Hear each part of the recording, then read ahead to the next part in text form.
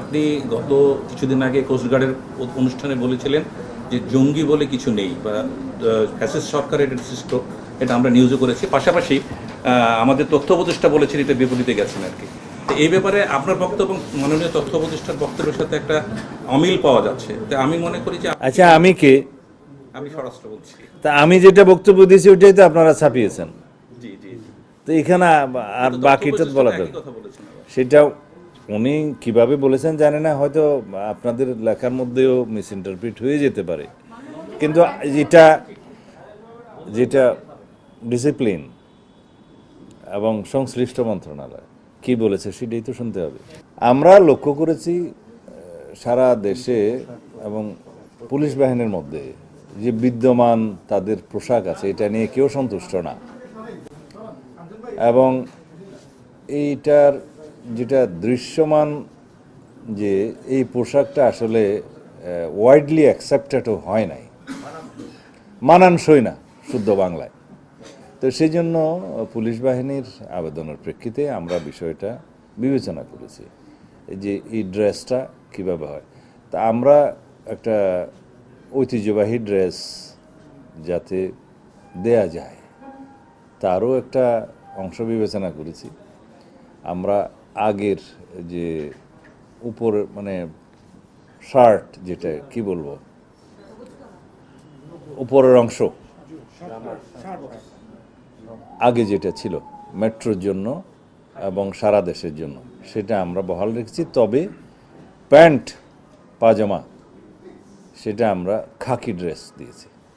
এই হিসাবে তাদের সাথে আলোচনা করে আমরা বিস্তারিত আলাপ আলোচনা করে এটা একটা গ্রহণযোগ্য পোশাক হিসাবে দিয়েছি। সেটা তাদের পরিধান করতে আর কিছুদিন সময় লাগবে, কারণ এটা প্রস্তুতির বিষয় আছে, কাপড় প্রোডাকশনের বিষয় আছে, জামার বিষয় আছে। এটা এখনও আমরা অফিসিয়ালি ঘোষণা করিনি, তবে আমরা সিদ্ধান্ত দিয়েছি, আজকে ঘোষণা দিলাম। সময়ের সাথে সাথে দেখা দেয় নিত্য নতুন প্রয়োজন। রেডি থাকতে হয় প্রতি মুহূর্ত। তাই এলো ইনোভার, যেন আপনি লাইফে থাকেন রেডি প্রতিদিন। Innova, designed for now. আচ্ছা, এগুলো তো সবই পুরাতন অভিযোগ, আজকে নতুন তো না। এখন এখন একজন বিরোধী দলের চিফ হুইপ তার মতামত উনি দিতেই পারেন। আমরা তো আমাদের বক্তব্য দিয়েছি। ইতিহাসের মধ্যে সবচেয়ে সফল অধিবেশন ছিল এই অধিবেশন। দীর্ঘ 17 বছরের পরে গণতান্ত্রিকভাবে নির্বাচিত এই পার্লামেন্ট, এই পার্লামেন্টের প্রথম অধিবেশন ছিল সবচেয়ে লাইভলি, ভাইব্রেন্ট, এবং এই পার্লামেন্টের কন্ট্রিবিউশন ছিল ইতিহাসের মধ্যে সবচেয়ে বেশি আইন প্রণয়ন হয়েছে এই পার্লামেন্টে। সবচেয়ে বেশি বিতর্ক না হলেও সৌহার্দ্যপূর্ণ পরিবেশে বিতর্ক হয়েছে এই পার্লামেন্টে।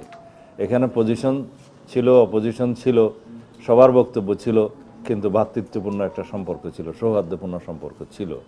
তো সুতরাং সব কিছু মিলিয়ে আমরা কোনো কোনো সময় বিরোধী দল এবং সরকারি দল মিলে একসাথে কমিটি করেছি, সেটা জাতি দেখেছে, এবং জাতীয় ইস্যুগুলোতে আমরা একসাথে কথা বলেছি, ঐক্যবদ্ধ হয়েছি, এবং বিভিন্ন বিষয়ে মতবিরোধ থাকতেই পারে বিরোধী দল এবং সরকারি দলের মধ্যে। সেই মতবিরোধগুলো তারা প্রকাশ করেছে, আমরা আমাদের মত দিয়েছি। এই ডিবেটটা তো হবেই, এই দ্বিমত এবং ভিন্নমত পোষণ করার জন্যই তো গণতন্ত্র। তো সুতরাং তার বক্তব্য তিনি দিয়েছেন, আমার বক্তব্য আমি দিলাম।